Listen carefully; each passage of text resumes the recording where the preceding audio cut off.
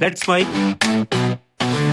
Day special. नमस्कार, let's mike में आपका स्वागत है डे स्पेशल के साथ मैं राखी जैन। 28 जून 1919 मानव इतिहास का वो दिन जब पहली बार किसी विश्व युद्ध का औपचारिक अंत एक संधि के जरिए किया गया। ये संधि थी वर्साई की संधि। पहले विश्व युद्ध के खत्म होने के बाद जब दुनिया के सबसे ताकतवर देश एक समझौते की मेज पर बैठे तो लक्ष्य था शांति, लेकिन इस शांति की बुनियाद इतनी कमजोर थी कि कुछ ही वर्षों में इससे एक और भी भयानक युद्ध का रास्ता निकल पड़ा, दूसरा विश्व युद्ध। तो आखिर ये वर्साई की संधि क्या थी, क्यों इसे इतिहासकार विवादास्पद और असंतुलन की संधि कहते हैं, और कैसे इसने न केवल जर्मनी को अपमानित किया बल्कि तानाशाह हिटलर को उभरने का मौका भी दिया। चलिए इसे थोड़ा आसान भाषा में समझते हैं। 1914 से 1918 तक चला प्रथम विश्व युद्ध दुनिया का पहला बड़ा आधुनिक युद्ध था। ये यूरोप में शुरू हुआ, लेकिन जल्द ही इसमें एशिया, अफ्रीका, अमेरिका जैसे कई देश शामिल हो गए। ये युद्ध मुख्य रूप से दो गुटों के बीच लड़ा गया। एक और थे मित्र राष्ट्र यानी एलाइड पावर्स जैसे ब्रिटेन, फ्रांस, रूस और बाद में अमेरिका। दूसरी ओर थे केंद्रीय शक्तियां यानी सेंट्रल पावर्स,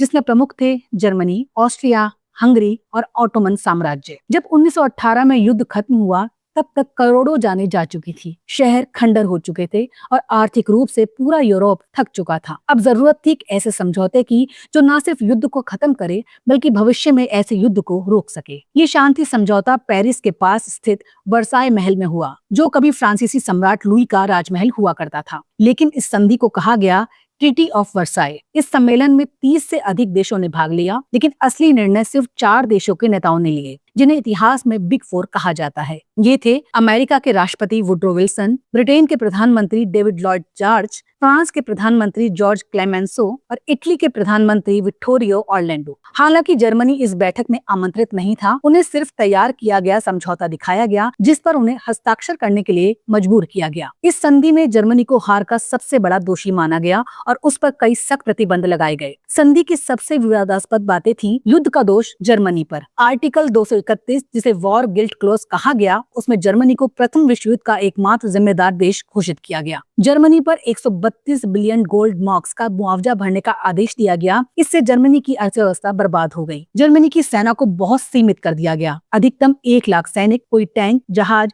या हवाई सेना नहीं। जर्मनी को अपने कई इलाके जैसे एल्सेस, लॉरेंट फ्रांस को देने पड़े। पोलैंड, डेनमार्क और बेल्जियम को भी जर्मनी सौंपी गई। इसके अलावा उसकी सभी विदेशी कॉलोनियां छीन ली गईं। जर्मनी के महत्वपूर्ण औद्योगिक क्षेत्र राइनलैंड में सेना तैनात नहीं की जा सकती थी। इस संधि को शांति स्थापित करने के लिए बनाया गया था, लेकिन इसने जर्मनी को अपमानित और टूटे हुए मनोबल वाला देश बना दिया। फ्रांसीसी नेता क्लेमेंसो चाहते थे कि जर्मनी कभी भी फिर से युद्ध न कर सके, इसलिए उन्होंने सबसे कड़ा रुख अपनाया।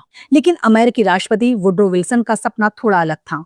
उन्होंने 14 बिंदुओं के जरिए दुनिया में शांति और आत्मनिर्णय की बात की थी। उन्होंने लीग ऑफ नेशंस यानी राष्ट्र संघ की स्थापना की वकालत की थी, लेकिन जब ये संधि बनी तो उनकी अधिकतर बातें दरकिनार कर दी गईं। अमेरिका ने तो बाद में इस संधि को मानने से इनकार कर दिया और खुद को उससे अलग रखा। वर्साई संधि के कारण जर्मनी की आर्थिक स्थिति बहुत खराब हो गई। महंगाई, बेरोजगारी और भुखमरी ने लोगों को गुस्से और हताशा से भर दिया। उन्हें लगा ये संधि अपमानजनक और अन्यायपूर्ण है। यहीं से शुरू हुआ एडोल्फ हिटलर जैसे कट्टर राष्ट्रवादी नेताओं का उदय। हिटलर ने जर्मन जनता को विश्वास दिलाया कि वर्साई की संधि को तोड़ना जरूरी है और जर्मनी को फिर से महान बनाना है। उसका एजेंडा ही आगे चलकर द्वितीय विश्व युद्ध की नींव बना। इतिहासकारों में इस बात को लेकर बहस जारी है कि क्या वर्साई की संधि एक विफल प्रयोग थी। कुछ का मानना है कि मित्र राष्ट्रों को जर्मनी को दंडित करने की बजाय पुनर्निर्माण में मदद करनी चाहिए थी, जबकि कुछ कहते हैं कि जर्मनी को नियंत्रित करना उस समय की सबसे बड़ी जरूरत थी। जो भी हो, ये तय है वर्साई की संधि ने युद्ध तो खत्म किया, लेकिन स्थायी शांति नहीं ला सकी,